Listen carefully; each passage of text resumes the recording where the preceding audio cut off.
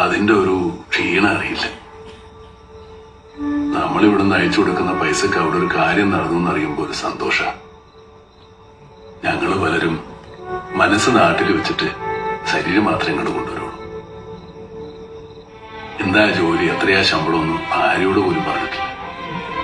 നാണക്കേടായിട്ടല്ല, കഷ്ടപ്പാട് അറിയിക്കണ്ടെന്ന് കരുതിയിട്ട. ഇപ്പൊ ഒരു 10,000 രൂപ നാട്ടിലേക്ക് അയക്കുമ്പോ വീട്ടുകാരെന്താ വിചാരിക്കണേ? 20,000 കിട്ടി, അതില് 10 മിച്ചം വെച്ചു 10 അയച്ചോളുന്ന.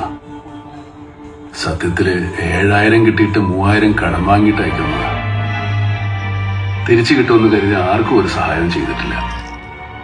തിരിച്ചു കിട്ടുമെന്ന് കരുതി കൊടുക്കുന്നത് സ്നേഹമല്ല, കടം കൊടുക്കല. ജീവിതത്തിന്റെ 3/4 ഭാഗവും മരുഭൂമിയിൽ കിടന്ന് കഷ്ടപ്പെട്ടിട്ടും സൗഭാഗ്യങ്ങളൊന്നും തന്നെ തേടി വന്നിട്ടില്ല എന്നായി തോന്നിയിട്ടുണ്ടോ? ജന്മം കൊണ്ട് തന്നെ ദൈവം നമുക്ക് നൽകുന്ന ഒരുപാട് സൗഭാഗ്യങ്ങളുണ്ട്. സ്നേഹമുള്ള ഒരമ്മയുടെ മകനായിട്ട് ജനിക്കുക, സഹോദരന്മാര്, അവരുടെ മക്കള്, നമ്മളെ മനസ്സിലാക്കുന്ന ഒരു ഭാര്യ, ജീവിതകാലം മുഴുവൻ കൂടെ നിൽക്കുന്ന ഒരു ചങ്ങാതി. അതൊക്കെ ഓർക്കുമ്പോ ഞാൻ ഒരുപാട് സമ്പന്നനാണ്. ഒരുപാട്. മക്കൾക്കൊക്കെ ഞങ്ങള് വിരുന്നുകാരാ. വല്ലപ്പോഴും ഒക്കെ അവർക്ക് സമ്മാനങ്ങളുമായിട്ട് വരുന്ന വിരുന്നുകാര്.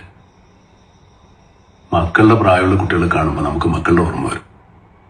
അച്ഛന്റെ അമ്മയുടെയും പ്രായമുള്ള ആളുകളെ കാണുമ്പോൾ എത്ര മക്കൾക്ക് അച്ഛനെയും അമ്മയും ഓർമ്മ വരും.